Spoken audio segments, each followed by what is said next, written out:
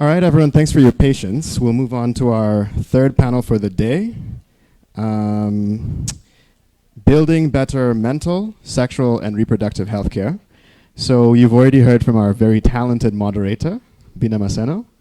We also would like to call, so we were supposed to have Miss Janet Mbugua, but she's ill, so she sent a video response to the questions that we sent. She just did that last night, so I thought that was quite nice. Dr. Margaret Njoroge, are you, there you are, perfect. And Miss Gina Mutune is here. We're still waiting for Senator Kasanga. Hopefully she'll pop in while we're underway. And I know that Dr. Njoki Ngumi is online as we speak. So if everyone could please just come to the stage, and then it's actually over to you, Bina, to begin. Great. If we can have the panelists who are here join us on stage. And thank you so much to Oxfam, Youth Alive, and the partners who've put this together, and especially this very important conversation even as we close the year.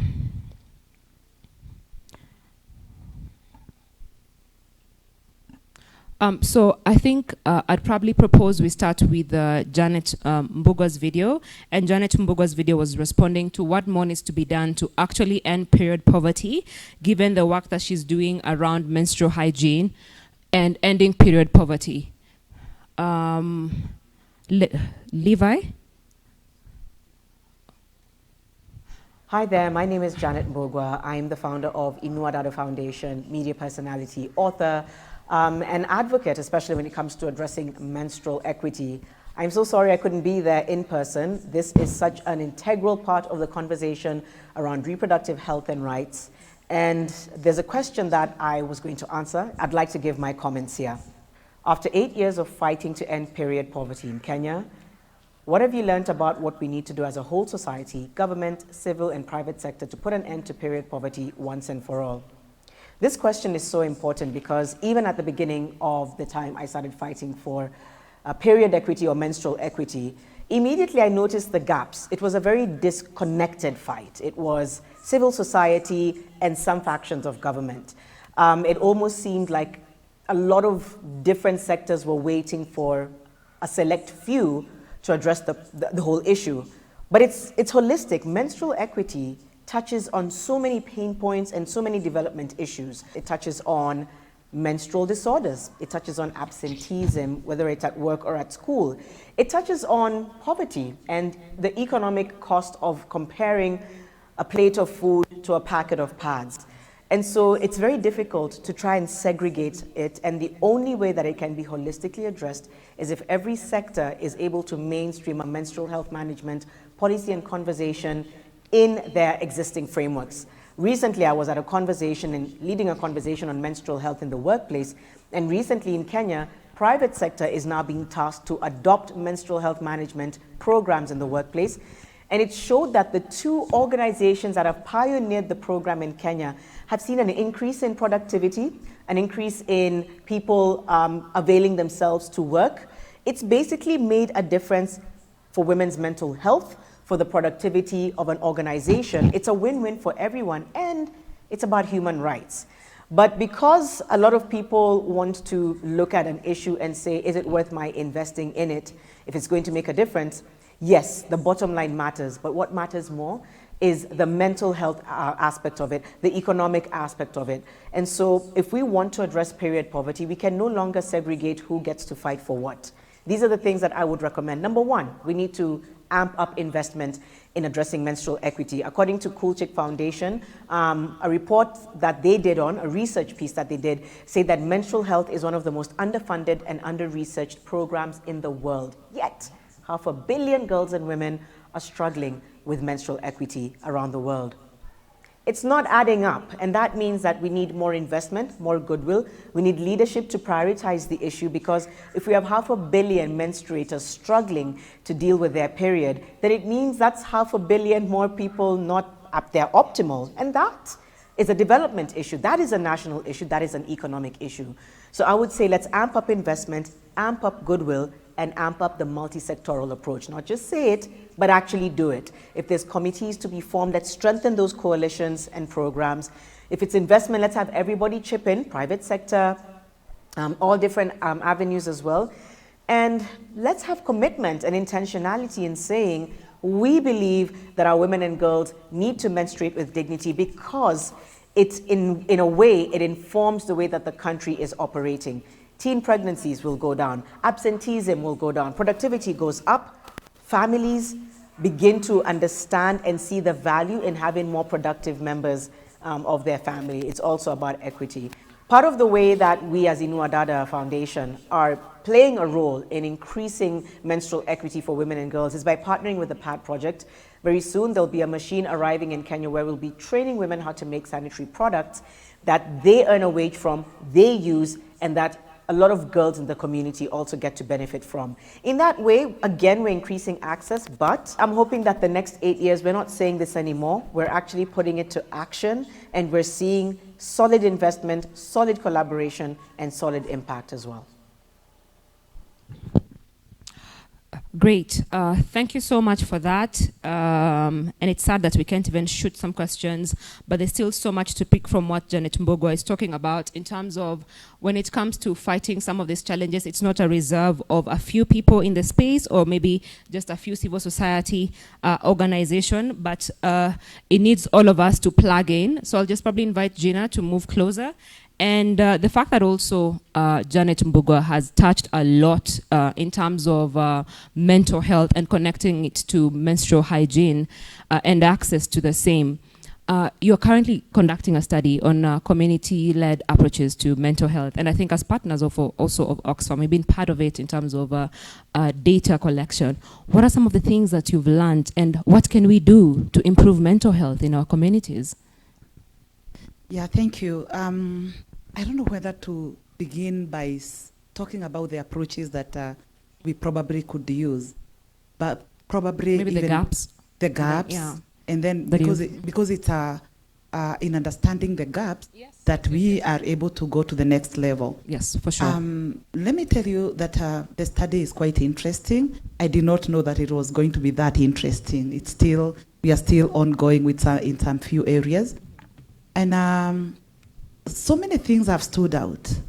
And what has stood out are cultural related, can I say issues? Yeah. Because that is where we will have taboos, beliefs, practices, values, all that. And I'll still touch on what Janet Mbogwa has talked about. But one of the things that, some of the things that stood out very much is number one, the issue of poverty. It stood out very, very clearly. Why? Because here is it's more on women. So here is a woman. This woman has 8 children or 10 children. She is probably a 4th wife or a 3rd wife. And because of that, the husband is not able to assist the woman. Now, all of us here can ask ourselves a question. What happens when I cannot feed my own children? Definitely, stress levels will go high. And every time that you see evening coming, anxiety builds up. The anxiety because these children are going to ask, what am I going to eat, mommy? And it can be very frustrating. You see, the moment that you talk about mental health, it's like people only think or jump to thinking about mental illness. In fact, even in this room, probably, and we are not coming from the rural, we are urban people. You ask them what is mental health, and they will quickly say, ni kuchizi, That's what most of them will say. And mental health is not kuchizi. We are talking about health, mental health, like it is the way you can talk about physical health. And therefore, it's when you now mention beyond is now, or you explain beyond is when they will tell you, that's what you mean? So, and then you try to differentiate between mental health and mental health conditions, or mental health illness. So that poverty stood out. And then another thing that stood out is lack of knowledge. I did not know that in Kenya, at this day and age, I actually felt it as a mental health practitioner that people still do not have knowledge about mental health. Because you ask people about mental health and the conditions that are associated with that, and they'll tell you, you know, I think I can put it in Kiswahili, a bit of it. You know, mental health, ile ugonjwa, mtu anagojeka saa zile ameiba kitu ya mtu. You get it? So that stealing somebody's object and maybe taking somebody's wife or taking somebody's husband is associated with that, because it's like whenever somebody does that, the one who is offended goes to visit a witch doctor, and therefore it is associated with witchcraft. Yeah, and then definitely that's what stood out again. And then the other thing that stood out, and it's very important to women, is maternal health care. Why maternal health care? Because women do not trust in going to give birth in hospitals, some of them. And others, it's not that they don't trust, it is because they can't afford. So what do? They decide to give birth at home. So in the process of giving birth at home, there's a tendency of the baby suffering anoxia, whereby there is low oxygen. That low oxygen is now what is causing disabilities. Yeah, some of the cognitive disabilities, intellectual disabilities. Why? Because the child did not get enough oxygen, and therefore the woman gave birth. And now what happens after that? It happens that it is the burden of the woman. Why? The moment that you give birth to a child that has disabilities, then the next thing is, and we know, I'm not trying to point at men, I'm saying silently, that child can become a child of the mother, you know? So stress builds up on the woman. And of course, menstrual hygiene also stood out. And I'm glad Janet Mbogwa talked about it. Why? Because that lack of dignity, you know, if they feel like, I can't go to school, those who are going to school, because I don't have sanitary towels, or others, they say, they would give us stories, especially in the FGDs, that there was one time that I was just seated in class, and then by the time I was standing up, I had messed up the whole chair and my dress, and everybody was pointing at me and laughing at me. I felt like never going back to that school again. You see, so and when you ask, so what do you use? Very scaring things. That some of them, they can even go picking any type of cloth, even if it's on the road, dirty as it is. Some of them can pick and even wash it and use it, you know, menstrual hygiene. And because of that, you know, there are some diseases that can accompany. So those are the gaps that are, or can I say the gaps, or can I say that is what stood out? Then what happens to these people who are sick, and especially the ones with extreme mental illness? They are stigmatized. The family is given a stigma. A question that I would ask to all of us is, if you grew up in the village, did you have a bus stop that was being called a bus stop ya wale watu wanachizi? You know, so you're given a label, and because you're given a label, and the whole family is given a label, what happens? The person who is sick is going to be hidden in the house. Others, they are chased away. And we were getting information that that's the reason why you'll see so many of them walking around the streets like they have no relatives. It is because they've been chased away, and nobody wants to associate with them. So that was very sad. It made me feel, oh, you know, yeah. Now, maybe, I don't know, I can now continue to approaches or later. Yeah, I think we can unpack the challenges, and then we can come back to the approaches shortly. And even as you're speaking about that, even given the fact that we also tried to collect the same data, it was interesting just to listen to some of the participants that we're collecting data from, and you're asking them about mental health. And I remember one saying, hapana, hakuna kitu kama depression. Hao ni watu hawajui kudeal na stress. Hii maisha ni ngumu, unafaa kujua maisha ni ngumu. So the fact that someone thinks, you know what, there's nothing like depression, life is stressful, life is hard, and these two kept on alluding to the fact that the people who complain about depression is because they don't have the stamina and the ability to handle stress. So there's nothing like depression. So it's interesting, and we definitely look forward to the approaches and the results and the report as well. So we'll come back to that.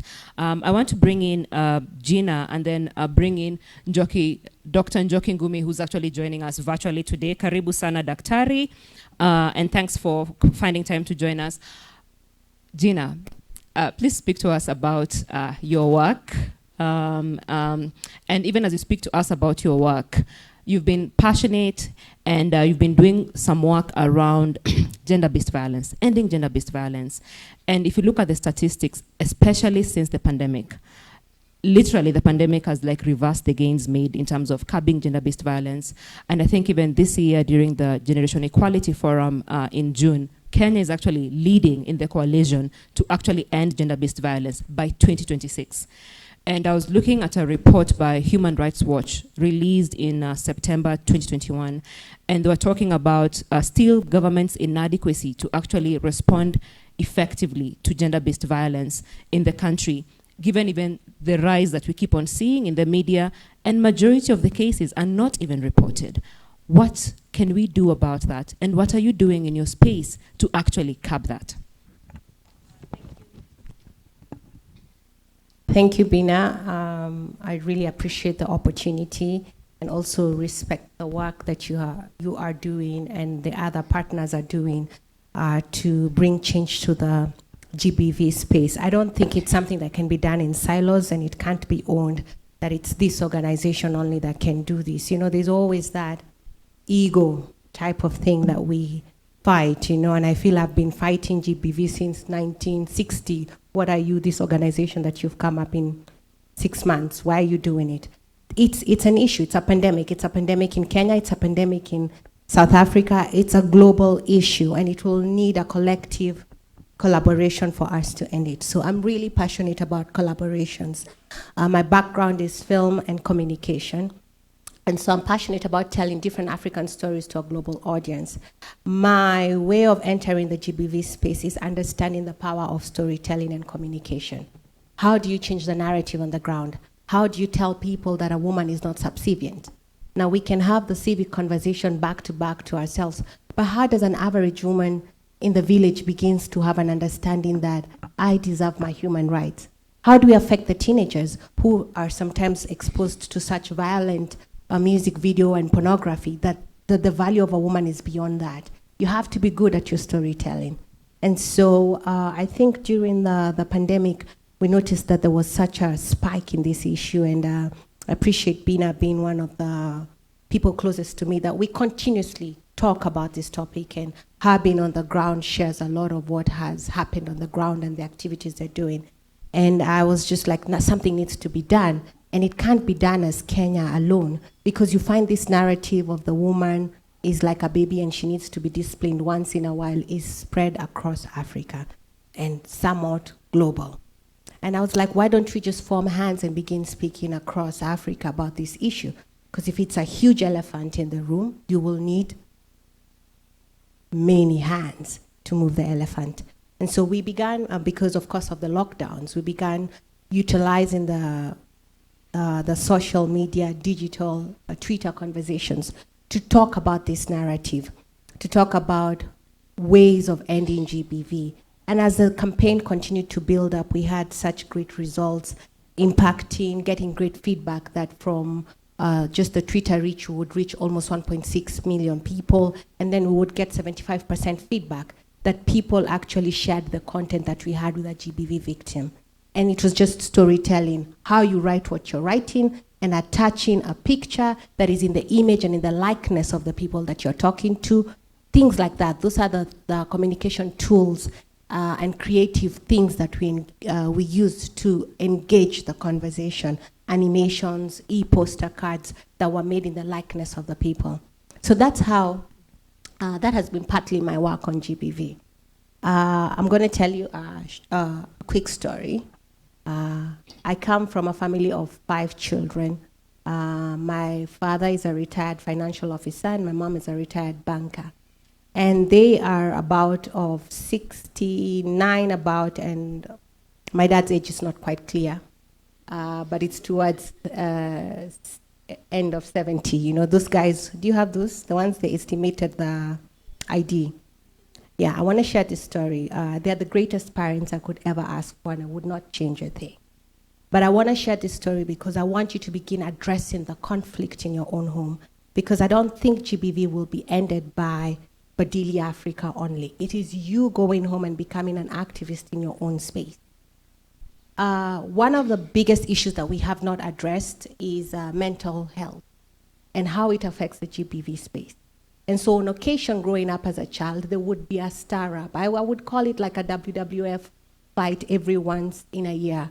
And my dad's anger would get out of control and he would hurt my mom. Now, I'm glad that's not the situation as per 20 years ago. But I do believe that my mother, coming from post-colonial era, she had a chama that was a safe space for them to talk about just the disruption that colonialism had caused to how they were growing up. But my dad had good intentions and went to the bar to wait for his friends to talk about, hey, things are different. But there was booze, and booze changed everything. And so I say that to say, I lost my train of thought, but I say that to say that as a child for me became something that I questioned a lot. Is the strength of a man supposed to hurt a woman? Can the strength be used differently? Of course, my dad now sees it differently. But what happened? What would have happened differently if my dad had a safe space where he could talk about his challenges? Would the situation be different? And so some of you are, when we're talking about, I think she was alluding to mental health being mwendazimo, mwenye ameenda madhare. I want us to also challenge ourselves. Do you have an anger issue that is getting out of control? Because I believe before you get to madhare, it has started somewhere. Are you challenging yourself in self-growth? That's mental health. Saying that there are some character flaws I have and I really want to grow out of them. That's mental health. And so that's the work I do. And currently, right now, we are developing an app. It's called Rafiki app with Safaricom, and the donors who are supporting us are Oxfam and Heavers. And we are consulting with the civic society because the idea is it's not just about engaging with an app and launching it in the app store. It's about creating an app that can be implemented. And what better way than to partner with an organization that has reach? Also, it's a collaboration between the best techies and the best creative people, and also content coming from the civic society. It's a collaboration. It cannot be done in silos. For us to create an app that makes you feel that you can gain support, that you can access legal aid, that you can feel like there's a friend who is walking with you through your loneliest and biggest trauma, it's not something that can be done in silos. So that is what we're working on. Thank you so much, Gina. Please let's appreciate our participants, our panelists, even as they share their amazing thoughts around this. It's interesting that you're talking about the power of storytelling, and I know we've also gone through this even in the campaigns that you're talking about, and especially even how we tell these stories and how it hurts women and girls. And I think even some of the examples we have alluded to were, for instance, I think during the pandemic, we all did see the rise in teenage pregnancy. And that was across Machakos, was across Kilifi. And how we frame those stories has an impact, because if we are talking about 4,000 teenage pregnancies in a country where we know someone who's below 18 cannot give consent. So we're talking about 4,000 perpetrators. But then we frame the stories and we say 4,000 teenagers. In that story, we don't talk about the perpetrators. It shifts the conversation. So I like the fact that you're saying the power of storytelling, because I remember that time when they were doing the stories around 4,000 teenagers, guys were all up in arms. Right. What is the church doing? What are the parents doing? But if we said 4,000 perpetrators or 4,000 rapists in Machakos, right, because these were teenagers and there was evidence linked to some of them having gotten pregnant from their relatives, like in the family space.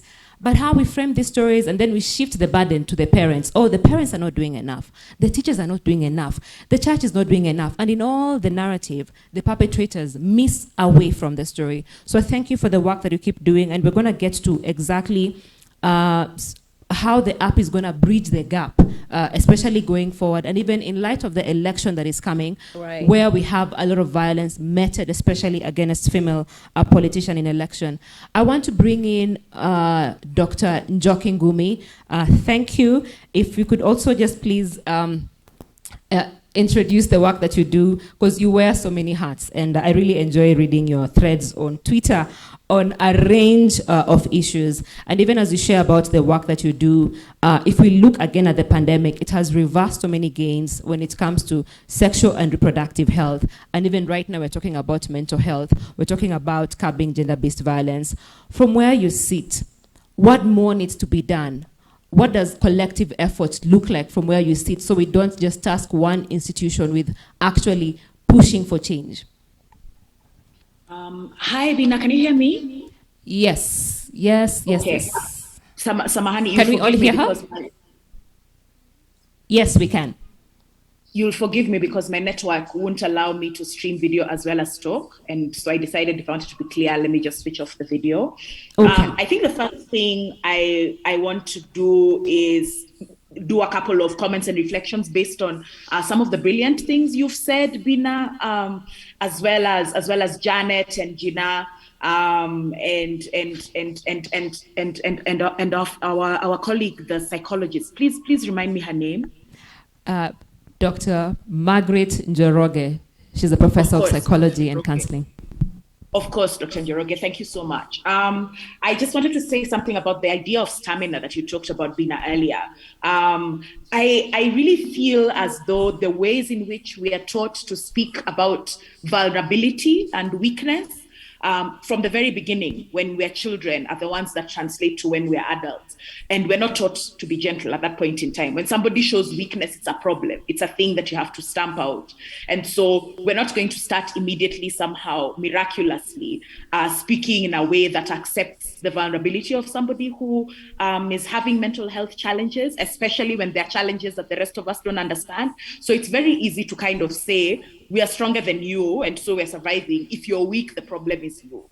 You see, especially when we come from a society where we don't care for people who are deemed to be weak, and people who are deemed to be weak are left to figure themselves out. So I really just wanted to say that. Sometimes, definitely, I think people can change their minds and they can unlearn some of these more hardline and oppressive approaches, but this thing is a wider problem. And we won't learn as adults to talk to people who are having mental health challenges well, when you look at the ways in which these things are treated when somebody is younger, when a child is stressed because of too much homework, when a child is going through multiple issues at home, your parents are fighting, the family is in crisis, your needs are not being met, and then you go to school and you're supposed to be awake in class, you're supposed to be participating. The minute you're not participating, the teacher says the problem is you. Do you see? So if it starts there, and then when we get to adulthood, we want people to somehow have learned how to speak better, it's not going to happen. So we're really going to have to recalibrate the ways in which we view weakness. Or vulnerability. And weakness is a difficult term, but maybe in many ways we have to sit with it. I think also we have to acknowledge that adults are doing mental health interventions of their own. They are dysfunctional for sure, but those are mental health interventions. People who are on drugs and who are anywhere between a high functioning addict to somebody who's not functional at all and whose addiction is interfering with their lives, to the people who are still in the place of building a tolerance to. That's why so many adults are dealing with drugs of different types. The adults who are on stimulants, so those are the drugs that will wake you up a little bit more and help you get more done. There are people who are on depressants because there are things that they want to quiet down inside their heads. So a lot of people are already kind of figuring out their own mental health equilibrium methods. It's just that those methods are not methods that are that work with the ways in which we understand we should be dealing with mental health issues. So I think also having having a window into what are people addicted to. I also consider people who, for instance,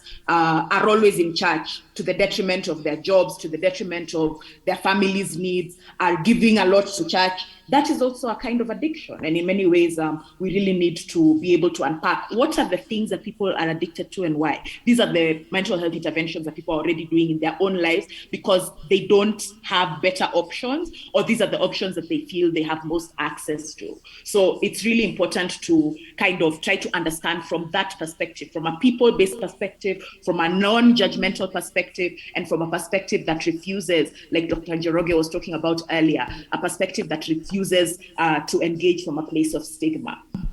I really love what everybody had said about gender, and both Gina and Bina have talked about this. With gender-based violence, I am beginning to suspect that this issue that has been framed as lack of willingness for high-level intervention is actually about resources. People hold on to their abusers because their families gain by keeping the abuser close. The family, for instance, is being provided for by this abuser. The family may not want to face that they have hosted and raised an abuser, and they don't want to be answerable or accountable for that. So it gets easier to then kind of pressure the family of the woman or the person of a marginalized gender who's being abused to forgive, forget, let it go, and all of those things that people are told, so that then the cases, which are actually criminal cases against these abusers, don't proceed. If you think about any other context where one adult beats another adult, it becomes a criminal case very quickly. Nobody thinks about it. But when it becomes to the issue of the household, it is a welfare issue that is actually an issue for the state, because the minute if the abuser leaves, and that means that everybody now becomes in crisis, especially an economic crisis, then nobody is going to let the abuser go, because they almost don't have a choice, and the abuse is continuing because the abuser has control over their welfare. And so if we force the state to say, listen, when people come and report X and Y and Z, they shouldn't go without food, they shouldn't go without access to healthcare, access to education, access to their basic needs, access to their rent, because somebody abused them, then we will be in a place that can have a better conversation. But this one that's just kind of circling around the truth, I don't think it's going to be very useful for much longer. I also really loved something that Dr. Njoroge had said, when she was referring to the lack of knowledge about mental health discourse and the lack of translation of mental health discourse into our languages and vernaculars. There are places where Kenyans speak English, and there are places where we speak Sheng, and there are places tunaongea Kiswahili. So if you cannot move in different spaces with the same kind of depth of engagement, then we will only have mental health conversation in English places, and it will look like an English problem for people who only speak English, which, as we know in this context, is very classed and has its problems. There are people who are much more comfortable having some of these conversations of a more intimate nature in a language that is closer to them, a language that they don't see as being as formal, a language where they feel like somebody really reaches them and understands them. And so there are many ways in which we really have to understand some of these technical terms, some of these conversations being widened and broadened into direct vernaculars. Bina, your actual question to me, and I think I'll answer this really quickly. Your actual question that you had sent earlier was, how can artists and media makers contribute to positive mental health in Kenya? And in many ways, Gina and her work has spoken to this, but I wanted to say one more thing. I think artists and media makers are part of society. They're already a part of society. We are raised in the same society that everybody else is a part of, and we are socialized in exactly the same way. So in many ways, we can't be expected to automatically and miraculously have wellness approaches that are for positive mental health while everybody else is suffering. It means that artists and media makers are in the same soup as everybody else. If there's problems with articulating and unpacking and having proper conversations about mental health, then artists and media makers are going to practice from that place. That's why you'll see there are so many articles in our papers. There can be vlogs, blogs, where people are approaching these topics from very, very problematic perspectives, just because because they have reached these problematic perspectives can go far and wide. And so this is just kind of, for me, demonstrating that this problem is not for artists and media makers to solve by themselves. It has to be a wider societal conversation for everybody else to hold hands together with the artists and media makers, so that the artists and media makers don't do their learning by themselves in their corners, right? For people like myself and Dr. Njoroge, who have a background of knowledge in healthcare. In many ways, for the people who do their private practice and whatever, you're only kind of stuck with the people that you're dealing with in your day-to-day practice. But then where the artists and media makers can come in is coming to seek out this specific knowledge and then finding ways to be able to communicate it in ways that the public can then understand. But again, it should not be their burden alone. The society cannot be waiting for the artists and media makers to save them when they're the same ones who are suffering alongside them. It's important to know that people in the arts and media, especially the vast majority, are young and emerging. They have their small enterprises, they do gig work or freelance work, and they're affected by the exact same stresses and anxieties that are affecting people in other sectors. It's not that an artist and media maker has a different stress than a doctor has a different stress than somebody who works at PwC. The economic stressors, the familial stressors, the emotional stressors about whether people can have relationships that last, whether your friendships will last, will you be able to bond with your children, what does it mean if I'm having symptoms that are associated with mental health and mental illness. All of those things are exactly the same. The issue just becomes, do I have the resources to be able to unpack what this is? Do I have the societal support to unpack what this is? And that again, these things can be very classed, even though you can still find people who have money also struggling because of this stigma that was being discussed earlier. So there's a lot to be discussed there. And for me, the kind of diagram is something where it's a cycle. And so the same things that are given to artists are the same things that artists will be able to give back into society. So until society becomes a little bit more honest about unpacking some of these deep issues and taboos in an honest way, then nothing will be able to change after that. I think maybe my last statement will actually kind of veer into the arena of sexual health, sexual well-being, and sex education.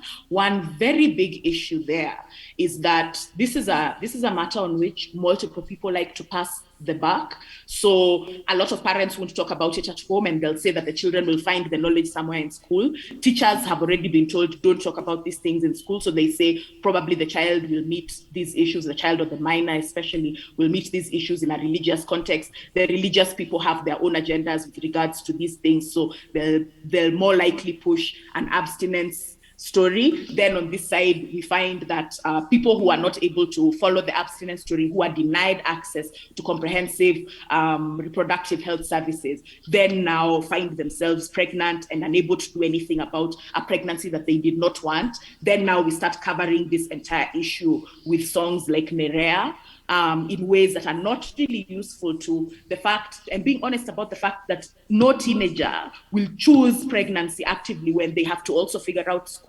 A lot of people, unless they decide that they want to step out of school and begin a life outside of school, especially a young girl who's still living at home, who is not partnered, it's not likely that they'll choose pregnancy as the outcome for themselves. And so a lot of these conversations, people want to outsource them. They want to outsource them to the Kenya Film Classification Board. So you do a film, if you're like Gina or you're like me, you'll do a film that talks about sex, and then people will come with, why did you do this? Our children might watch the film. Somebody does an advert where someone is being held around the waist, and parents are writing to Ezekiel Mutua said nobody should be held around the waist in an advert. When meanwhile, in your home, people are not just being held around the waist and you are being quiet. And you're being quiet because you think it's somebody else's issue. So I think we do need to become a lot more honest, and that these honesties can be gentle, they can be focused, they can be intentional. We can hold hands as a society to say, let's have these hard conversations together.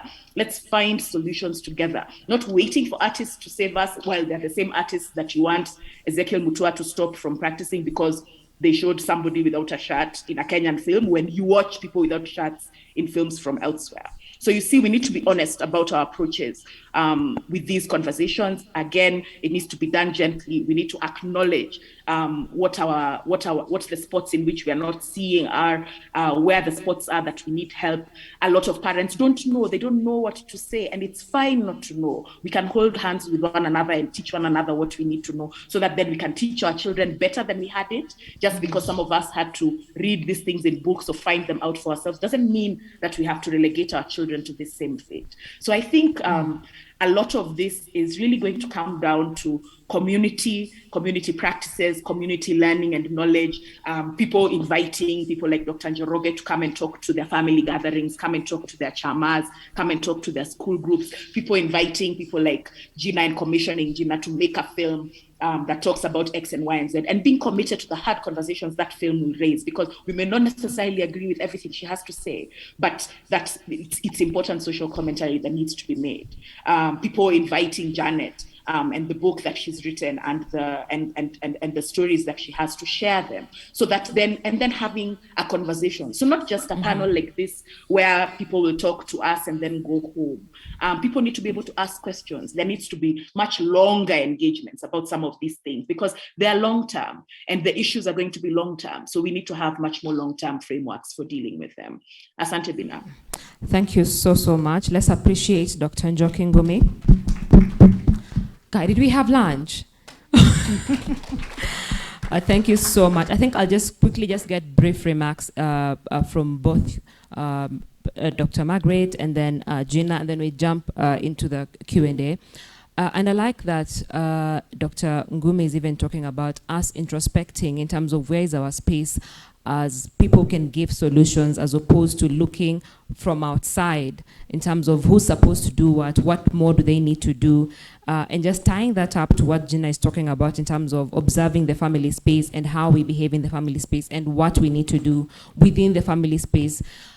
When she talks about even embracing community practices that help or try and push the mental health agenda, what does that look like from where you sit? Community practices, or maybe the community in general. Just the community in general, all of us. All of us. What is our role? Yes. It's got to be a collaborative effort. And I start by asking ourselves as ladies, why am I talking about ladies? Because we are the majority in this room. What do we tell our girls? Now that GBV was mentioned, what do we tell our girls when your daughter comes and tells you, or your sister comes and tells you that, Mom, you know what? My husband has started, beating me, or has started insulting me, telling me I look bad because my stomach is sagging and the like.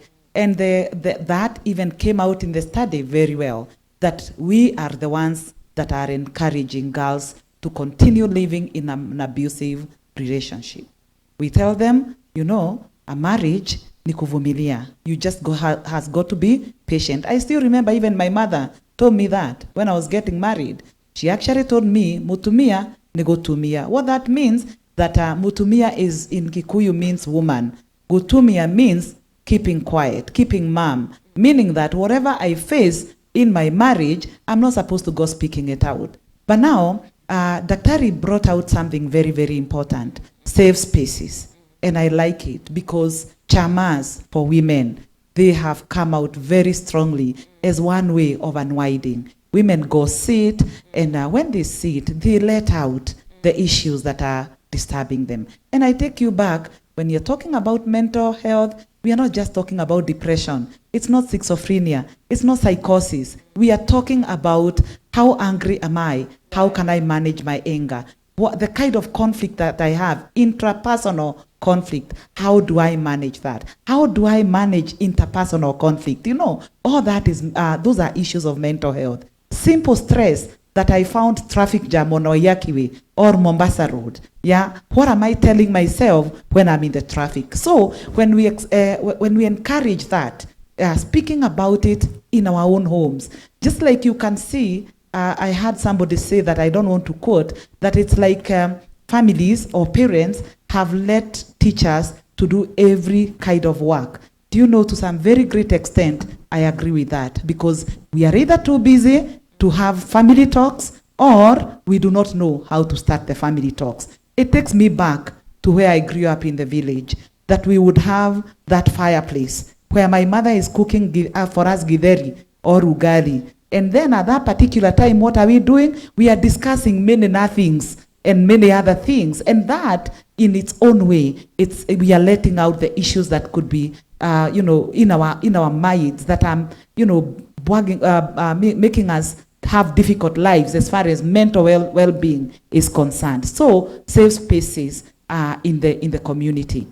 Then, when we are talking about awareness can only be done in levels.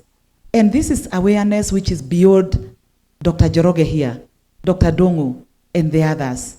Dr. Ngugi, sorry, and the others. It is that awareness that is starting right from the grassroots, right from that mama. Yeah, what does she understand as mental health? If their daughter comes back and says, "Mom, you know, some boys out there were sexually assaulting me, you know, because it's like touching and the like," we do not even know that by itself is GBV, you know. What are you going to do? Are you going to give a listening ear? So training these mamas that you can be a good listener, training fathers that you can be a good listener. That is and that listening, it is an important aspect of helping in mental health. And then, of course, there is something that I would say I wish we would borrow it in Kenya. Other than creating awareness, other than advocacy, something that I saw is happening in Zimbabwe, and it is called the Friendship Bench. As I was reading through, I saw the Friendship Bench, and I said, wow, this is an interesting one, because it is now informal. Because when we go formal, the moment that I go there and I introduce myself as doctor, you know what they do? I actually do not even want to introduce myself that way, because they will see somebody who is going to tell them about their physical illnesses, and so you have to keep on saying, "Mimi, sio daktari wa mwili," you know, and then it's like, kama wewe sio daktari wa mwili, basi wewe ni daktari wa wapi? Because you see, just like WHO says there is no health without mental health, it's like for them, health is physical. So the knowledge is going beyond, and therefore if we train lay workers, these lay workers who are members of the community, they could be WROs, that is women rights organizations, they could be chamas and the leaders, the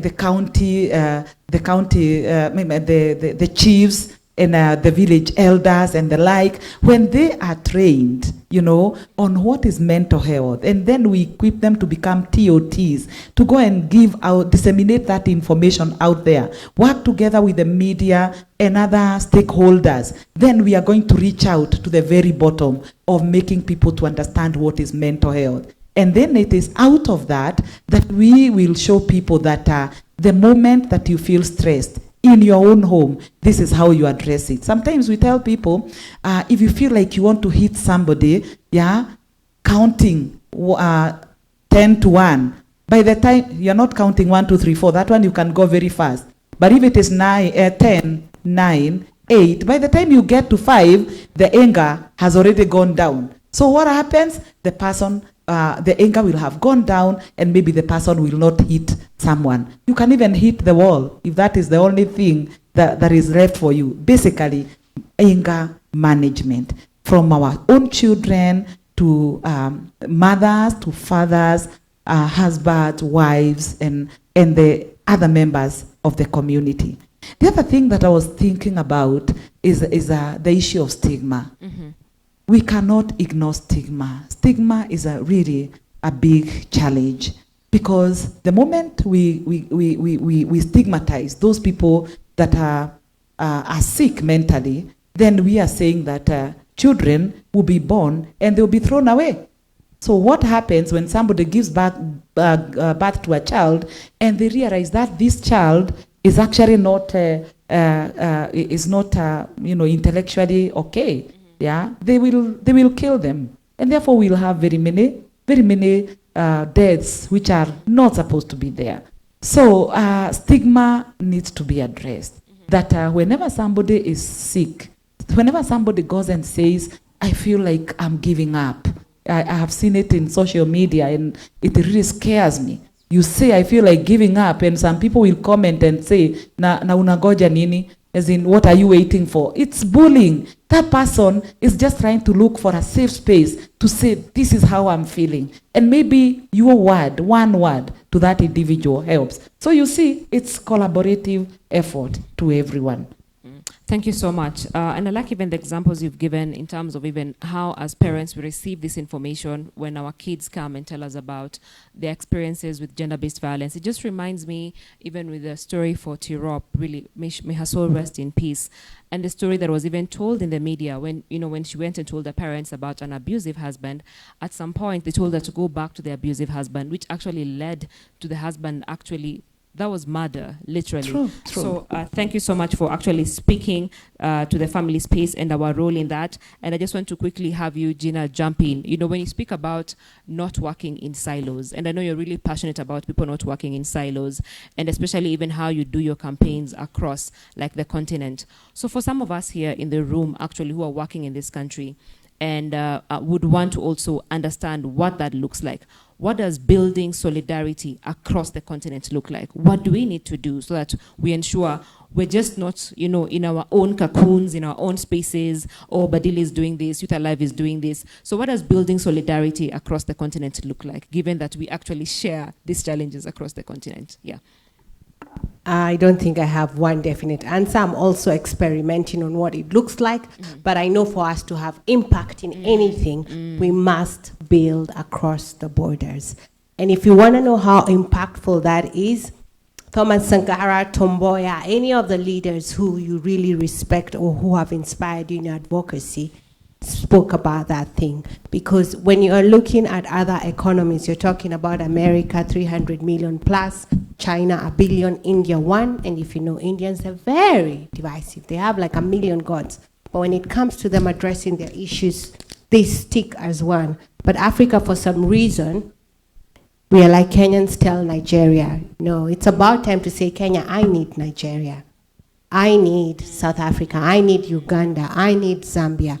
And I think we have brilliant minds. It's them trying to say, what's the possibility of that? What does that look like? And begin to just try out the ideas. Like for us, it was the digital Twitter conversation where I reached out to leads in South Africa and I was like, let's have this conversation at the same time and let's talk about the same issue. It was their media houses reaching out to us and saying, hey, we want to put you on News Hour, primetime, talk about this thing that is going on in Kenya. So it's everyone. It's everyone saying, what does this look like for me to partner with that lady that I met in that forum in Uganda? I have a program that I'm running here. What does that look like? And I think if we all do it, then we'll begin to say, oh, this is what it looks like. So I don't think I have like this is the roadmap. What I'm just trying to say is the roadmap is in all of us.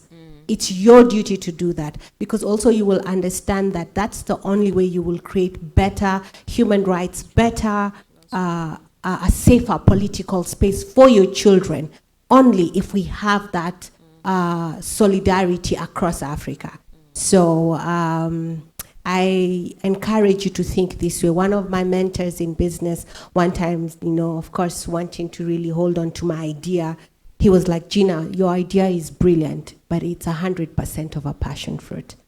I want you to go into a space where you can begin negotiating 10% of a watermelon. So I know in our organizations, you're like, man, I received my funding, it's about blah, blah, But think about it. Think if you partnered with Badili, if Badili partnered with someone else, and all of you stood together to those donors and say, our programs require more this, or to the government. Wouldn't you be having a larger pie to divide amongst the work you do than you just running by yourself? So I think collaboration, and is this where you do your parting shot? Yes, but first of all, I think we need to check in whether we have like any comments, questions to our panelists, questions before we do the parting shot. And the parting shot to all the panelists will be, what does building back better look like? And this is from where you sit, and given even the work that you do, what does building back better look like? For you, Gina, you're passionate even about the work that you're doing in using tech to curb GBV. What does building back better look like? And even to Dr. Njoki Ngumi, with the work that you're doing, what does building back better look like from where you sit? That will be our parting shot. Do we have any comments, questions, first of all, before we even go to the parting shot? So I'm seeing 3 hands up. If I have do we have a roaming mic? So we can start from that corner. So perhaps your name and then the question.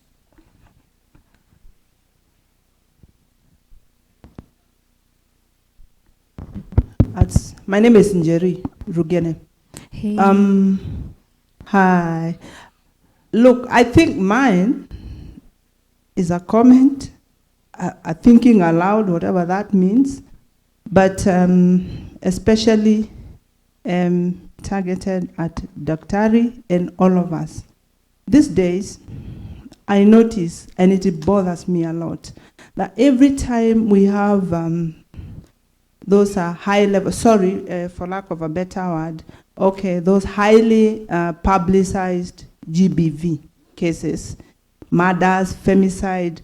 For instance, just the other day we had this policeman who killed his wife and 6 other people, and 100 others who are doing that, policemen. But the first thing that we see, we must think about people's mental health. The first thing, even like in the latest, I think the president was the first to say, policemen, please speak to people when you have issues. Yet, like in that latest case of the policeman who has been shooting people around and intimidating. So the minute that happens, the issues go to mental health.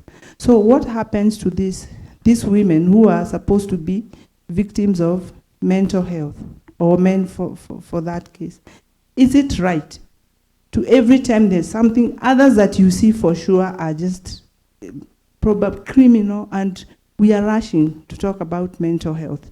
Do we think about the victims, the children, the women, or the men and the children, the victims?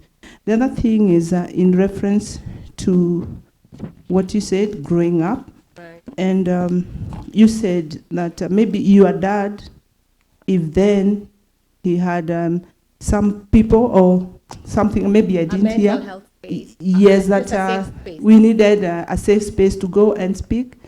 How about your mom? This person who comes and we say he has maybe, or our mothers, like for us growing up, and for some strange reason, I have my friends who are around my age. They have gone also, they grew up in very violent homes. Every evening you see, you don't know how the state of mind that your father will come in, whether your mother will be beaten, you'll be chased, you do what.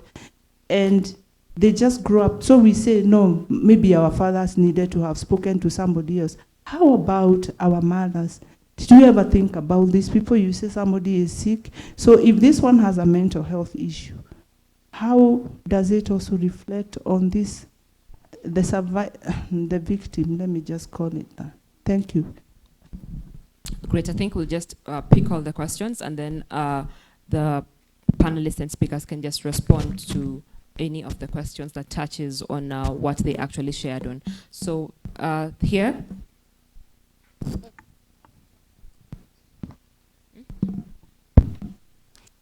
Thank you, Bina. Excellent moderation and a great panelist. Thank you. Panelists. So my question probably goes to either Dr. Ngumi or Dr. Njoroge. And I think, Dr. Njoroge, you've scratched it a little bit. So we are discussing mental health, and we are in an environment that is really tech-driven, so perhaps even for you, Gina. And we've seen that social media is actually perpetuating the whole space around mental health. So whether it's depression, whether it's a fear of missing out, whether it's the comparative things that we are doing.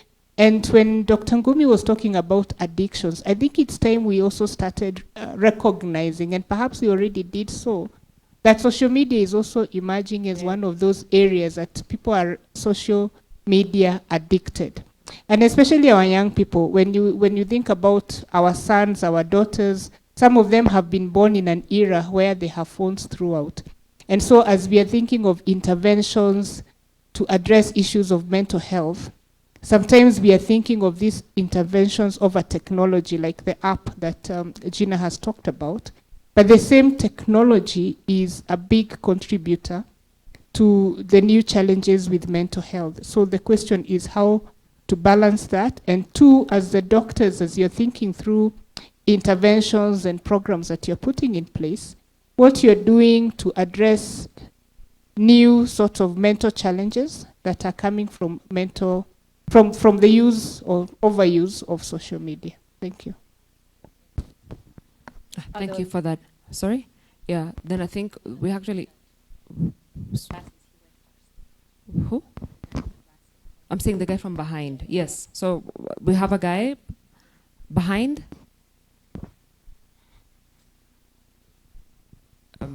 Yes, then we can finish with the two here. I think, yeah, then we can finish with, we can finish with the three.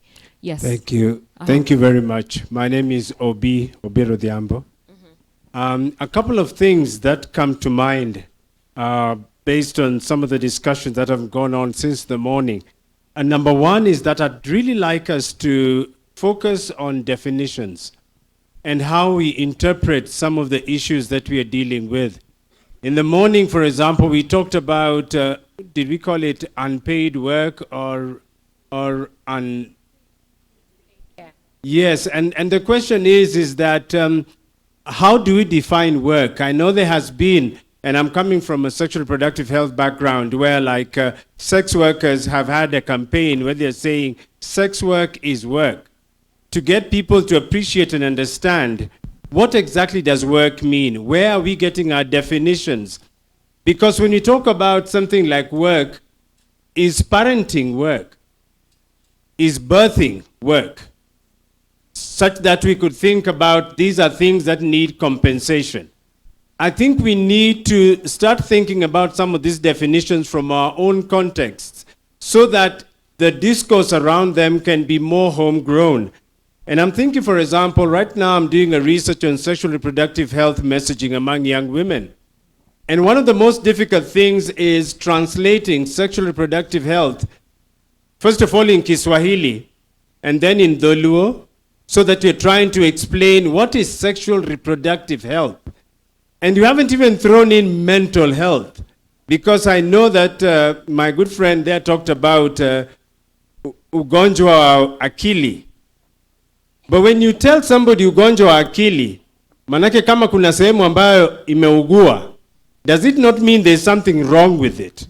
Manake ukiwa na ugonjwa wa magoti, inaonyesha kwamba goti lako liko na shida, sio?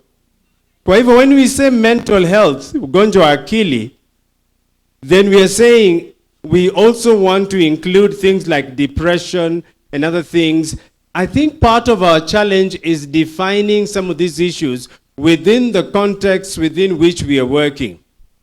That is one thing, I'd like to put it there. And then the other thing that my sister Njeri Rugene talked about, Njeri, you might have forgotten that we have been in the trenches at one time. And the over-medicalization of issues. And I think, like she mentioned, that everything that happens these days, we look for a mental explanation for it. And I don't know if my friend Jokingumi is still online, but I think it becomes a lot easier when something happens, then we are not dealing with some of the problems that are cultural, are social, that cause people to think that beating a woman is a good way of solving a problem. And we quickly, like Njeri says, we think, oh, you know, this is a medical problem. Like happens in the United States, some young 15-year-old goes to school and shoots their schoolmates. The first thing we ask, were they abused as a child? I mean, kama kiboko ingekuwa ni kwa abused, we would have all been serial killers.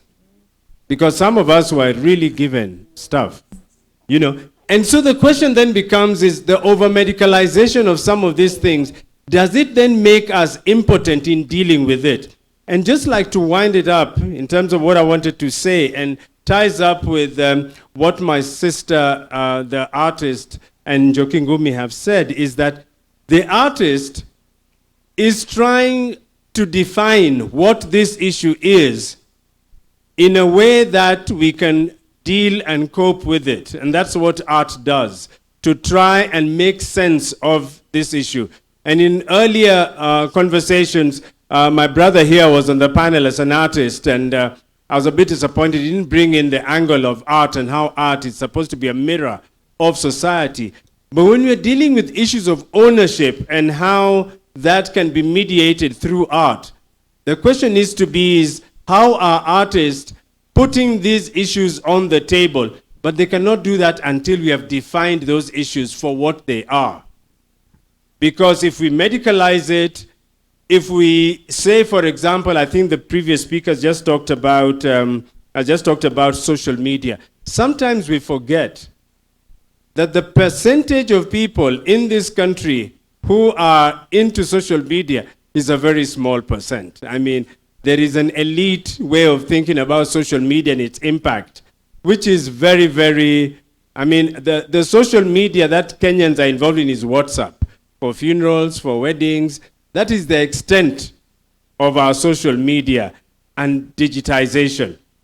And so I think one major thing that we need to tell ourselves when you're talking about building better mental and SRH care, how do we define sexual reproductive health? How do we define mental health? So that sio wazimu, sio kuchizi, but sometimes when you're just having stress. And I remember doing some work with some young people in Mukuru, and some of them were saying, when they go home and they tell their parents, niko na stress, mzazi anakuuliza, sasa wewe uko na stress, mimi ndio nalipa karo, mimi ndio nalipa kodi ya nyumba, mimi nakulisha, mimi nakuvisha, wewe stress yako inatokana na nini? True that. But then you're saying, my girlfriend has left me. And then your father tells you, wasichana ni wengi.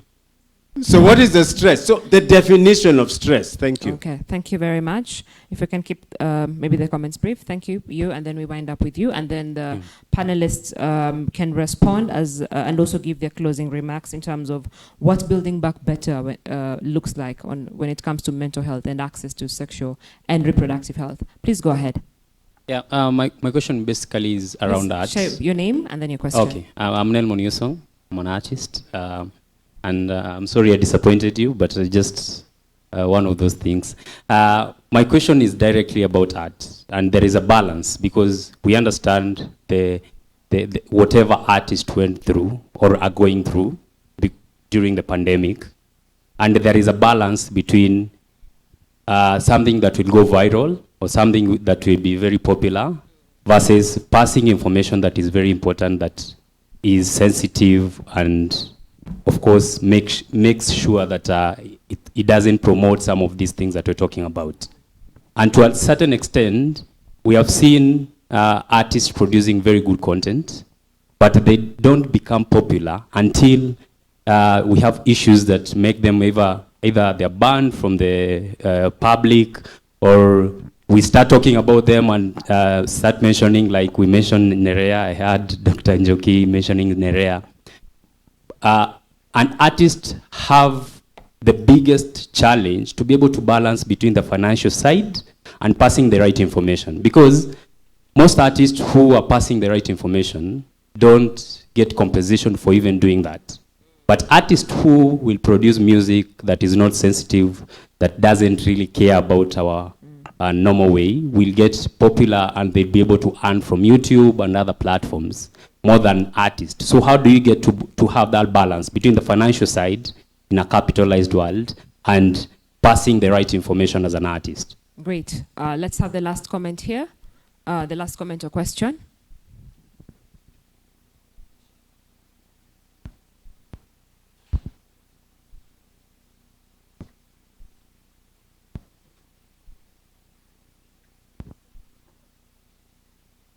Yeah, thank you very much. I think the previous speaker has said something to do with social media, and the small percentage of Kenyans on social media.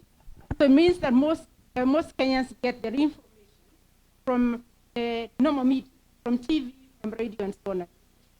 So now it brings in my question on how the government of Kenya has left most of its responsibilities to civil society, community-based organizations, and so on and so forth. For example, I'm asking a question to Dr. Njoroge. How many psychiatrists do we have in Kenya? Trained psychiatrists, trained psychologists, to go out there, and the few that are there, where are they?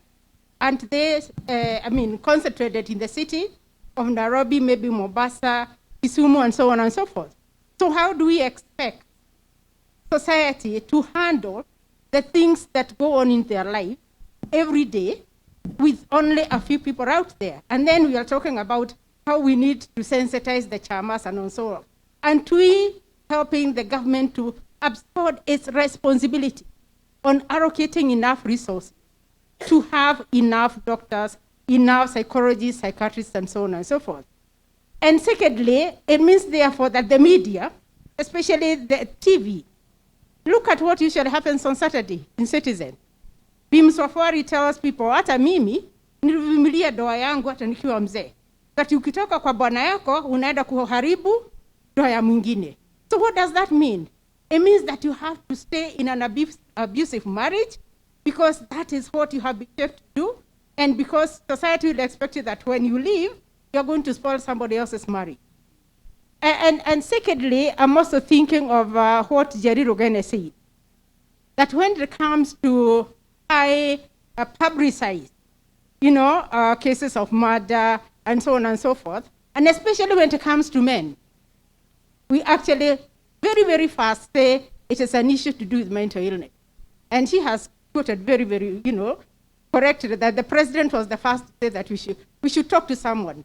Now, who are these persons that we are talking to? Are they trained persons? Number two, remember there was this lady who went on a killing spree, and we were very, very fast in condemning her. We never condemned mental issues. We were thinking of maybe she has done this, she has done that. We never, condemned, issues to mental health. So there is still, an issue to do with the way we handle issues. We are still against women in the way we handle the things they do. Maybe that lady was also suffering from mental illness, but we were very fast in condemning her. So I think my emphasis here is the government should take up its responsibility.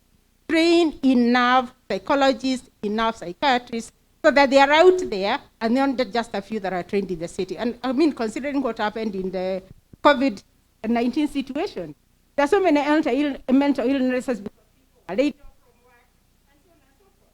So TB cases increased, but has the government actually learned from that?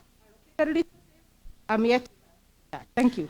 Wow, thank you so much for the questions, for the comments, raising very pertinent issues and questions that we should actually deal with. I think we have a couple of questions that have been directed at you, Dr. Njoroge. So if you could respond, and then we could go to Dr. Njoki Ngumi as well, and then we can finish with Gina Mutune. Okay, thank you. Let me start with the last one from Tabitha. She's my friend because we sat together over there. Tabitha, we have very few psychiatrists in Kenya. And I can tell you, in the study that we were doing, in a whole referral hospital, a county hospital, referral hospital, there was none. And all the patients that were coming to the hospital with the issues of mental health, they were actually being seen by a mental health nurse and a mental health clinical officer. That tells you that there are issues. And when it comes to psychologists, I don't know what to say. Why? Because in Kenya, for so long, we did not even have, I don't even know whether we do now, a job category within the government for a counselor, a job category within the government for a psychologist. I can tell you for sure today, if I were looking for a job in the government, I am a PhD holder, a medical doctor who is a first degree holder will be paid more than I would be paid. That is how sad it is. And therefore what happens? What happens is that those psychologists who are able to offer quality care, they are opening their own private practice, which is also not cheap. You can imagine that because even the knowledge of mental health out there, because people don't believe that it is the same as physical health, when somebody comes in my clinic and I charge them 5,000 per session, they will say, iyo kuongea tu, as in just talking is what you are charging, because to them, they value a prescription more than the kind of a talk that we are going to have. So you see, we are having a challenge in Kenya. And actually, that was my parting shot, and I think I should say it now, even though I'm going to add I'm going to respond to other questions, that Kenyans, we have become very reactive instead of becoming proactive. That's the reason why immediately something happens, everybody, including my beloved president, they will talk about what can be done when something has already happened, when we have lost lives. But the question is, what can we do before it happens? That is where we are going. We are going wrong. And for us, and that I will not repeat this in the parting shot. For us all, let us actually become proactive on matters of mental health. And when I say mental health, I'm not talking about schizophrenia. And that brings me now to Obi's question, my long-term friend. When I'm not talking about schizophrenia, I'm not talking about depression, I'm not talking about bipolar. I am talking about even the minute issues that we call minor issues. Minor issues like, how do I cope, how do I deal with stress?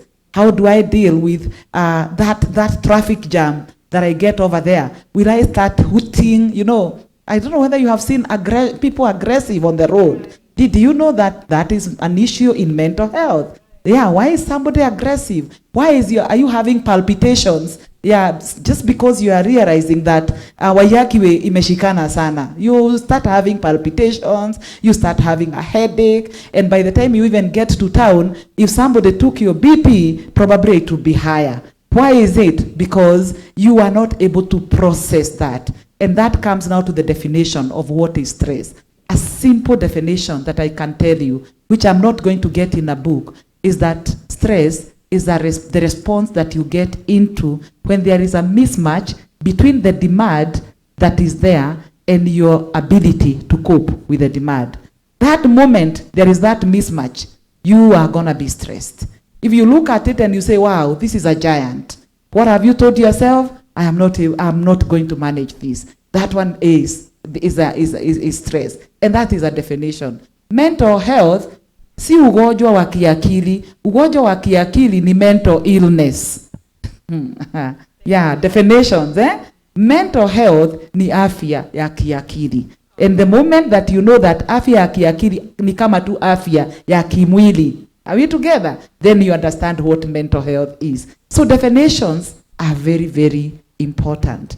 Now, the issue of like the police officer who went out killing, and before I come to the other one of the lady who also went into a killing spree, we cannot separate criminal behavior with mental health. We would be very, very wrong to do that. Why? Because even our very big book, which is as big as over 700 pages, that is called the DSM-4, the DSM-5. We are now in the version 5. DSM talks about diagnostic and statistical manual for mental disorders. That big book actually puts some, has recorded some of the behaviors, like for instance, conduct disorder in children. That child who is always doing something negative to what they are supposed to do.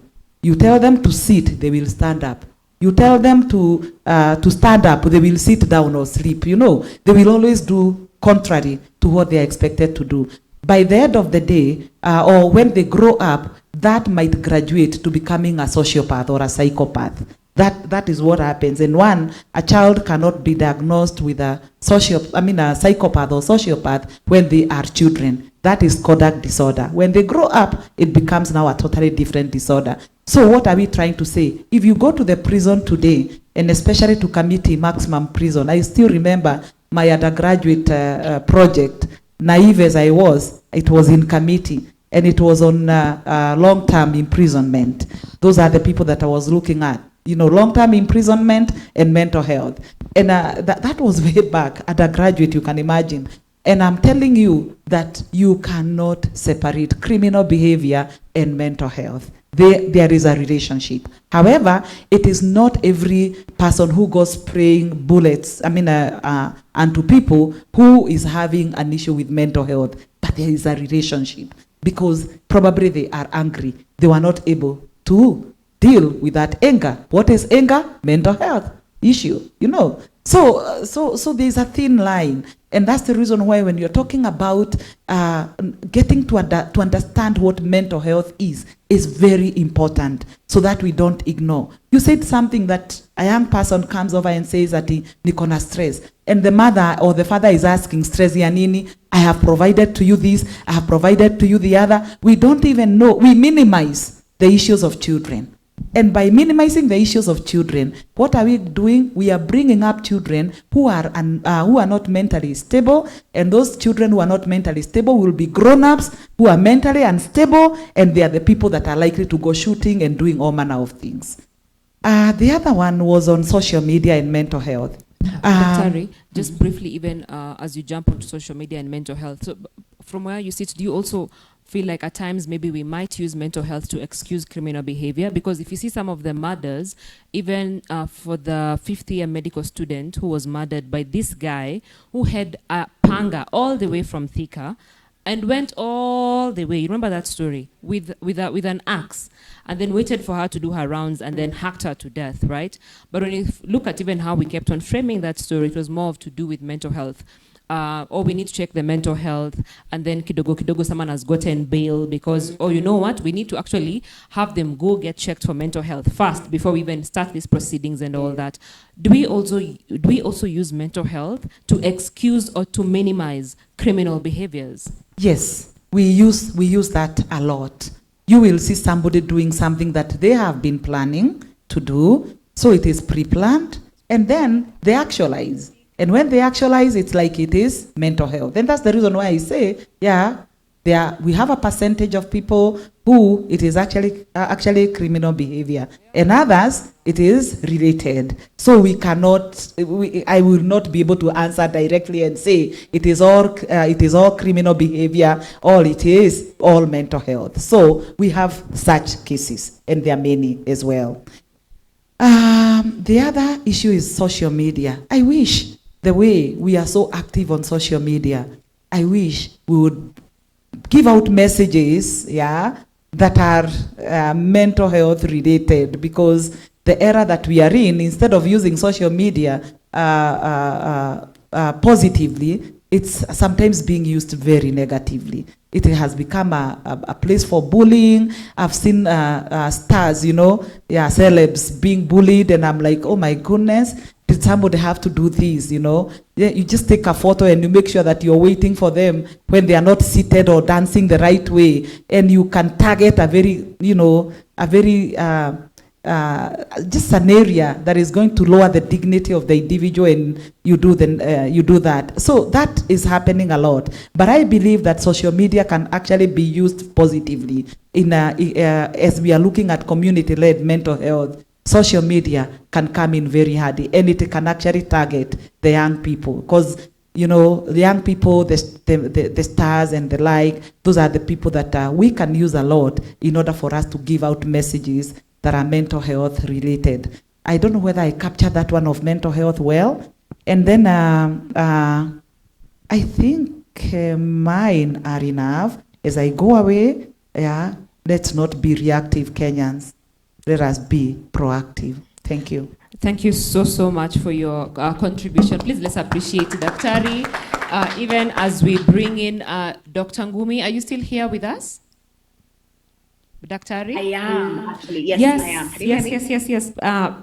Please, if we can hear your contributions as well, given some of the questions also that were directed to you. Yeah, I just want to kind of pick up from what our comrade Jerry had been saying earlier, and to pick up from what Dr. Njoroge had said. I think the issue that we're dealing with is that the conversation about mental health here is clearly being used as an avoidant thing. The thing you have to look for in these issues is that you can have multiple things be true at the same time. Yes, this person could have been mentally unstable, which may or may not have had a large or small contribution towards whatever criminal activity they may have perpetrated. But the question is, when does the mental health conversation come in? Do we start talking about mental health as a way to avoid getting justice for the victims? If it's only being talked about and then there's no conversations about justice for the victims, if you're talking about mental health, but then there's no conversation about criminal culpability, then you know that mental health is being used as a red herring. If we are talking about mental health in isolation, when somebody has done a criminal thing, when somebody has done a violent thing, the thing to ask yourself is, who is this person? And chances are you'll find that they have some sort of privilege in the society, that they have some sort of status in the society. Chances are they are men in a patriarchy. And this has been illustrated by the person who pointed out that when a woman went on a killing spree, it was X and Y and Z, but then people were very different around it being a man. For everybody, the issue was that whether you had a mental health issue or not, it ended like this, which makes you criminally liable one way or another. The law has ways of dealing with these things and figuring out balances for them. It has precedents. Some of them are precedents we may not agree with. Some of them are the ones that we do. It is possible for somebody to serve a jail term while getting the mental health support they deserve. All of those things are possible. But then the thing is, we have to have those conversations at the same time, not just only mental health conversations, but then there's all these hanging issues about justice for a victim and about criminal culpability for something that somebody has done. That's definitely very clear. I really agree with regard to social media being an addiction. It can become an addiction. The thing that I really want us to avoid is problematizing young people's use of social media or of always being on their phones. I think the conversations are wider. We should be asking ourselves, who are people talking to? What methods are they using for talking to them? Remember that people who are young now tend to be digital natives. So they were born at a point in time when one of their primary ways of engaging with the world is digital. So through the medium of a device. Other generations who were born earlier, that's not the way they engage with the world. It's certainly not the primary way they engage with the world. So that's definitely something to engage with. I have worried when I've seen a lot of these odd little shaming cartoons where you point out that, families are not talking to one another anymore. The kids are always on their phones. For me, I always ask myself, all of us know how to put our phones down when the conversation is one where we feel invited, we feel safe, we feel welcome. People are usually picking up their phone to stave off boredom. So my first question, whenever I see those memes of people worrying that a family have gathered but everybody's on their phone, is when did this family become so boring to one another? When did they stop enjoying each other's company? And what steps can be taken for people to begin to start enjoying one another's company? So even if it's like, let's say when we're having the meal, everybody puts their phone down. So instead of then saying the young people are always on their phones, the question is, why are they always on their phones? What would we rather they do?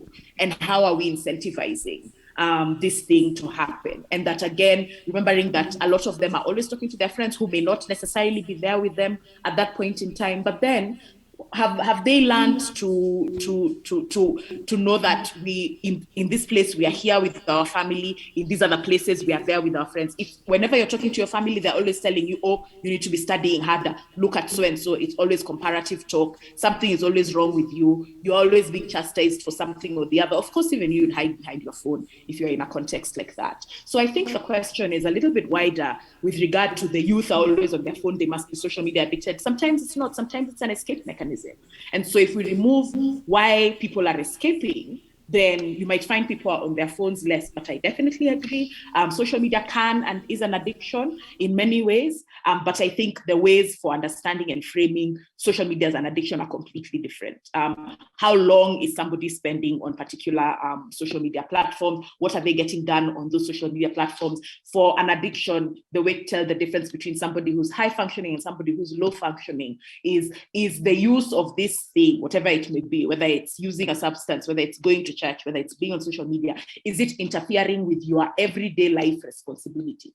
So are you supposed to be doing X and Y and Z in your house, in your school, in your place of work, but you are not because you are always on Instagram, you are always doing X and Y and Z? So then that's when we start knowing that there's a problem.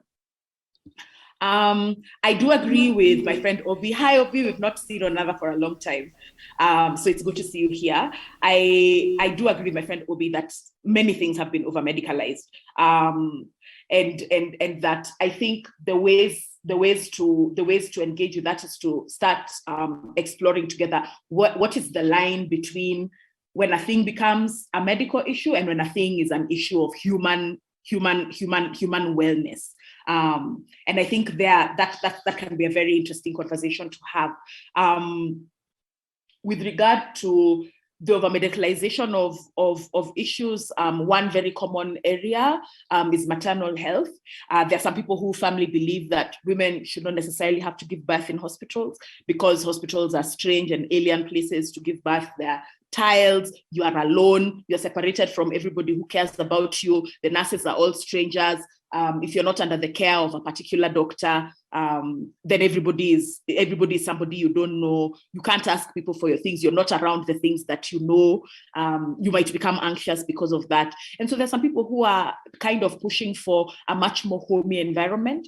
And I think there's a hospital somewhere in Masailand where the only way they got women to start kind of seeking out more contemporary medical solutions was to build the hospital so that it reminded the women of their home. So the hospital, it looks like a manyatta, but then it's also equipped as a hospital. And so then the women come, they start already feeling like they're at home. And so there are very many ways, I think, even in medicalized contexts, it's easier to help people start to feel at home and to feel like it's a much more humanized it's a much more humanized engagement. So definitely, Obi, I agree with you there.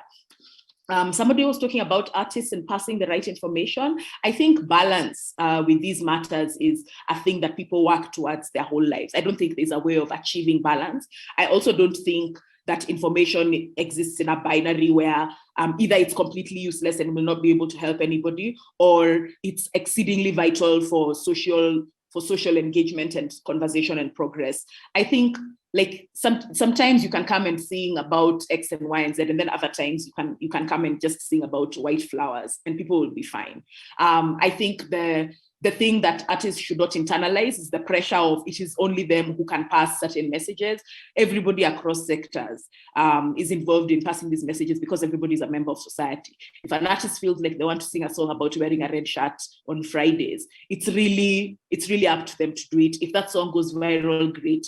If the song goes viral and then the song that they did about GBV doesn't, we can't blame society for preferring to listen about songs with songs about red shirts on Fridays. The conversation then to have is much more technical. It's okay, why do people like this song more than this one? And those are conversations to have within focus groups, to do research about and things like that. And I think they can yield very interesting results. So instead of blaming audiences or saying that as an artist, you are stuck, you have to do a social good, it's not a must. Please sing songs about red shirts on Fridays if that's what you want. The day you feel like you want to do social good, do social good. Please don't let anybody fix you with the work of changing the whole of society. Even people in the shop, sometimes they sell sweets, sometimes they sell condoms. All of them are useful at different times. I really liked what Tabitha said with regard to Bi Msafiri's comments, and I really want to say the place of the comment section in social progress is crucial.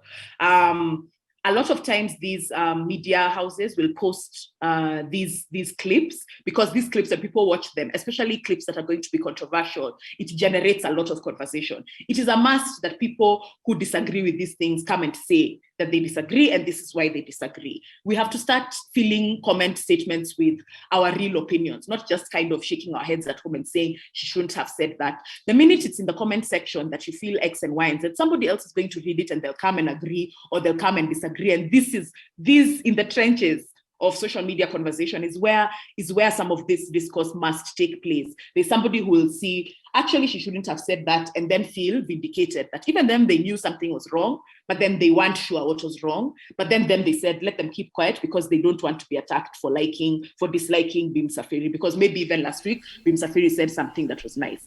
I think also, we don't always get things right. So sometimes Bi Msafiri may get some things right, other things she may not get right. And that's why the comment section is so vital, because even her, at some point, she's going to have to start reading comment sections to see how are the people responding to what she has to say. So we have to write letters to the editor. We have to come and write our comments on Facebook. When we send forwards, one of the things that a lot of people are guilty of is just doing a forward and not giving it a frame. You don't tell people, this is what I think about this forward, or I don't think this thing is right, or I'm confused. When I watched this thing, it made me think this, but then I know in my heart that this is wrong, so I'm not sure what to do. What do we do? And then now you talk about it with your friend, because again, not all conversations are for the Twitter timeline or the Facebook timeline. Some conversations are just for you and your friends in your quiet WhatsApp space.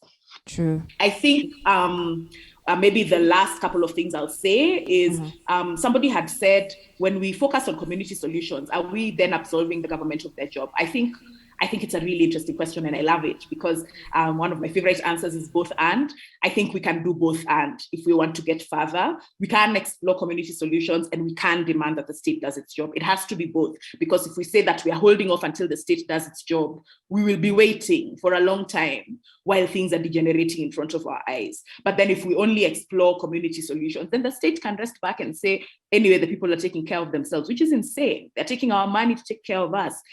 They make us pay for passports to say that we are Kenyan. There has to be something that we get in return for all of those things. So we have to do both, and both is always going to be the solution, even in places that have very, very, very kind of robust state mechanism. You find that even community engagements don't stop there. People still continue with them because there are some things that move faster. They're a little bit more nimble and flexible because they have not yet become institutionalized. And this is why this is where society starts kind of moving forward.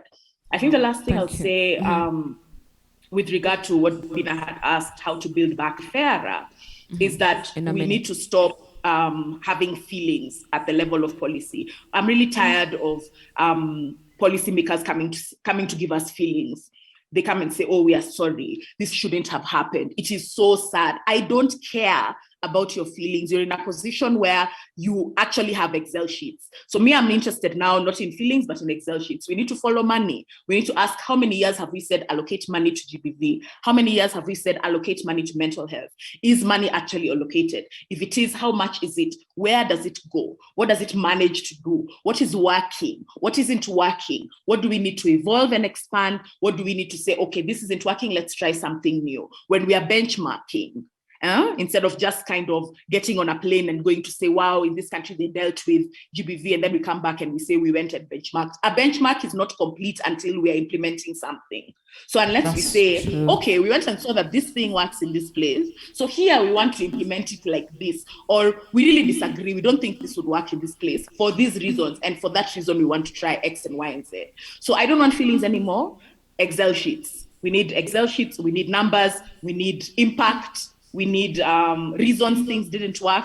We need to know, what do we do when a thing doesn't work? And we shouldn't internalize failure. Some of these things will fail when we implement them. It's okay, we pick up and we try again. That's it from me. Thank you so much, Daktari. Please help me appreciate Daktari. I think so much has been said from both Daktaris. Gina, if you could just give your closing remarks. Right, yeah. Thank you, everyone. I think it is important to understand that technology has disrupted the way we live our lives. And to say that you're going to create solutions without engaging technology, I think you would be closing your eyes to something that can be very helpful in terms of targeting and addressing social issues, and especially addressing social issues like GBV. We're in an era where we do not know when the next virus strand will strike. We don't know when the next lockdown will happen. And if it means that people cannot physically go to those places, can they have something that can actually virtually allow them to access the same services? This is what I stand for, that technology can be used for that. On the creative side is to understand, how do we make such a heavy issue, such a social taboo as GBV, all these issues connected with mental health, how do we make them palatable to an ordinary person? So many times we're just using civic language to our common mwananchi. They don't get that. So how do I make you understand that? Daktari said, the ladies, mwanamke si kunyamaza. So if we run images with that and showing a lady is not just about speaking, that you can look at, then you begin to say, oh yeah, maybe there's more to this. If you attach a storytelling to it, then it changes how you are engaging with that narrative, because we know culture is speaking. Culture is definitely speaking. And so that's really what we're trying to do. We're trying to create an app that actually goes to that speaks to the language of what is happening in the context of our culture. That's one. And then finally, I would like to, my parting shot really is, you are your neighbor's keeper. Many of these issues that we're talking about really of course, government has its responsibility, but you are your neighbor's keeper. You know the lady in your hood who is Chapwad. You know your auntie, you know your girlfriend, you know the guy who has a violent girlfriend. You are in those spaces, and we're going in the Christmas season where we're going to be exposed even more to that. Why don't you step out? I'm going to end with this story. I remember my husband and I lived in Kisumu at some point, and we lived in this apartment, I think 14 houses or something like that. And I really love this because one time we were having this discussion with Bina. Who's the profile of a gender-based violence perpetrator? What is their profile? Who do they look like, you know? And people will think like, is it a gangster type of a guy? Is it a drunkard? No, it's beyond that. Because this was a particular Daktari friend who lived in this apartment complex and was very respected by both myself and my husband. And actually, because my husband would travel in and out, he was the one to kind of show me around if anything was happening. And during this Christmas season, he was having problems with his girlfriend or fiancé, whatever it was. And I remember we had violent screams in the night, and we were like, oh my God, they're actually coming from that doctor. Did I say doctor? Yes, a very well-spoken, neatly crisp shirts, neat hairstyle. You know, some of you are like, no, it's a dreadlock guy who's the... No, it's not. This person this person had a clean profile. And anyway, so long story short is the screams continued. And in my fear, I was like, if we don't step out, what if that lady dies in our watch? And it took a lot of us going like, man, if we do, you know we're not going to have friendship terms. You know? It took that because now, you know, you're interfering with someone's home. But anyway, long story short, we stood out and came out. I thought we were going to come out and see 4 more people, you know, 10 more people from the complex out there. There was no one. No one was there. And that broke my heart. We were not the closest neighbors. We were on the opposite floor, second floor. What happened to the next door neighbor? Why didn't they feel that this was something that they could help? And that's what I'm saying. You be the one who, when people are in the living room saying, oh, you know, mwanamke ni mtoto mchapwe, you say, no, si mtoto achapwe. Be that. Be the one who will change the narrative. Be the one who will tell your guy friend that women are not violent. A girl who just is violent with you does not mean she gives you good sex. You know, that there's something wrong with this picture. So I think you are your neighbor's keeper. And as much as we want to address this thing on the community level, on government level, I think if every one of us said, I want to be the change in my home. I want to create an environment where my children can bring their vulnerabilities on the table and I can listen to them. Then we can address the issue you are asking of why are my children on the phone all the time?